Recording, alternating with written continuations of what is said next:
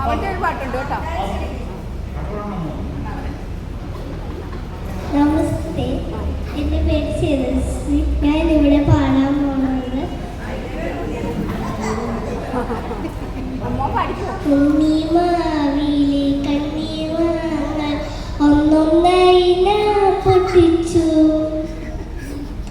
അമ്മ വന്നെൻ്റെ കുഞ്ഞു കൈകളിൽ ഒന്നൊന്നായി അടി പൊട്ടിച്ചു.